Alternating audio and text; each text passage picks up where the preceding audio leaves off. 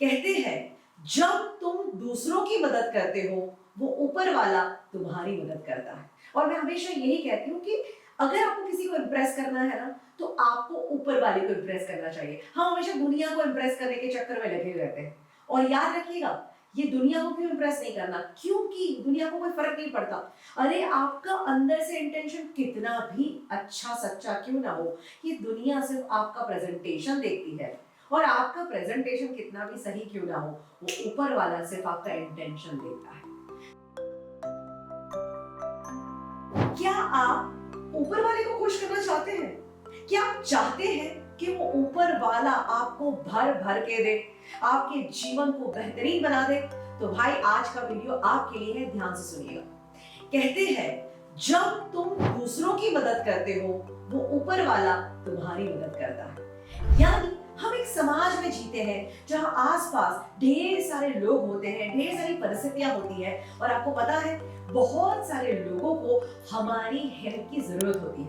और जब हम सिर्फ और सिर्फ अपनी दृष्टि अपनी दुनिया में ही सीमित रख के जीते हैं तो वो ऊपर वाला हमसे खुश नहीं रहता। पर जब हम अपनी दृष्टि चारों तरफ घुमाते हैं, जो जरूरतमंद लोग हैं, जो तकलीफ में है, कहीं भी कोई भी प्रकार का अगर हम किसी को सपोर्ट करते हैं ना तो डेफिनेटली वो ऊपर वाला खुश हो जाता है। दोस्तों आपको पता है आपकी ऑफिस में, आपकी सोसाइटी में, आपके समाज में, आपके शहर में, अरे आपके देश में, आपकी दुनिया में कितने सारे लोगों के जीवन में कितना सब कुछ चल रहा है और आपकी थोड़ी सी मदद उनका जीवन बदल सकती है।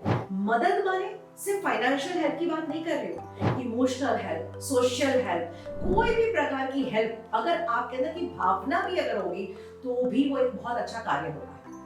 इसके लिए बहुत ही सुंदर कहा जाता है कि भाई हम इंसान अगर सिर्फ और सिर्फ अपने परिवार का ही भरण पोषण करते हैं तो भाई हम में और जानवर में फर्क क्या? सुबह उठ के खाना पीना खुद का मैनेज करने के लिए तो इस दुनिया के हर जीव जंतु पशु पक्षी सब लोग भागते हैं, पर जब हम किसी और के बारे में सोचते हैं ना तो हम ऊपर उठ जाते हैं, हम सच में इंसान बन जाते हैं। और मैं हमेशा यही कहती हूँ कि अगर आपको किसी को इम्प्रेस करना है ना तो आपको ऊपर वाले को इम्प्रेस करना चाहिए। हम हमेशा दुनिया को इम्प्रेस करने के चक्कर में लगे रहते हैं और याद रखिएगा ये दुनिया को क्यों इम्प्रेस नहीं करना, क्योंकि दुनिया को कोई फर्क नहीं पड़ता। अरे आपका अंदर से इंटेंशन कितना भी अच्छा सच्चा क्यों ना हो, ये दुनिया सिर्फ आपका प्रेजेंटेशन देखती है। और आपका प्रेजेंटेशन कितना भी सही क्यों ना हो, वो ऊपर वाला सिर्फ आपका इंटेंशन देखता है। तो सच्चा इंटेंशन रख के अगर आप किसी की मदद करते हैं ना वो ऊपर वाला खुश हो जाता है। और कहते हैं जब भी आप किसी की मदद करते हैं तो कुदरत का रिवॉर्ड आपको मिलता ही मिलता है। आपने डेफिनेटली ये महसूस जरूर किया होगा कि कभी निस्वार्थ भावना से आपने किसी की मदद करी होगी ना, तुरंत आपके दिल में एक पॉजिटिविटी का झरना फूटा होगा, दिल को बहुत सुकून मिला होगा, अच्छा महसूस किया होगा, राइट? आपको याद ही है।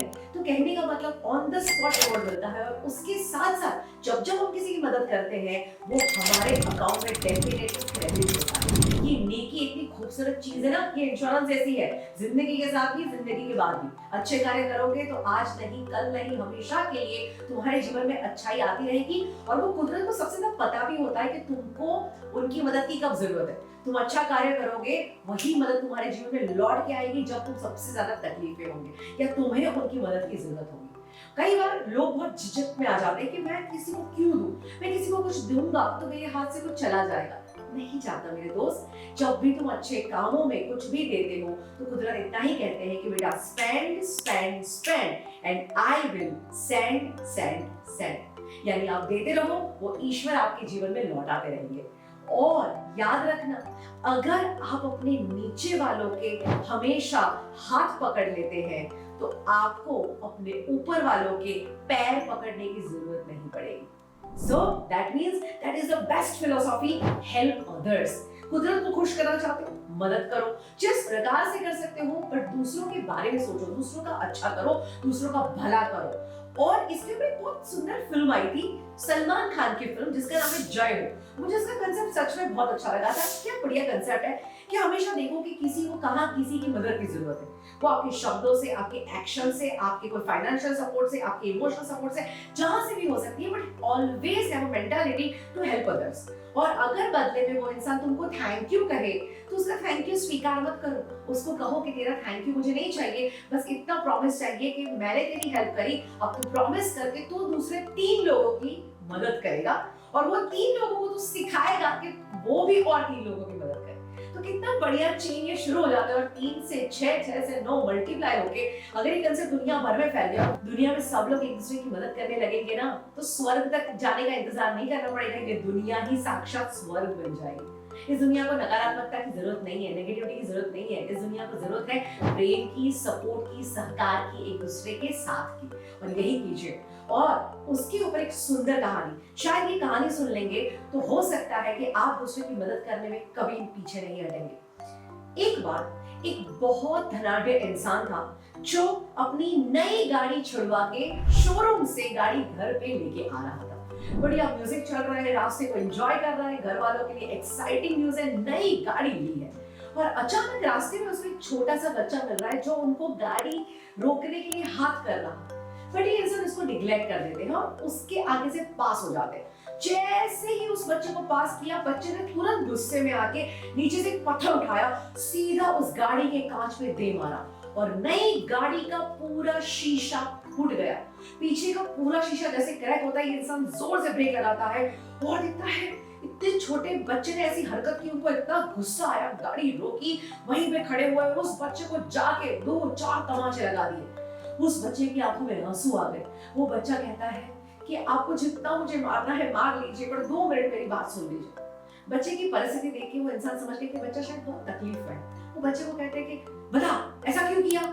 बोले मैं पिछले 1 घंटे से यहाँ पे खड़ा हूँ, कितनी सारी गाड़ियों को इशारा करो, कोई मेरी बात नहीं सुन रहा। अब 2 मिनट आके मेरे घर पे देख लीजिए मेरी क्या परिस्थिति है।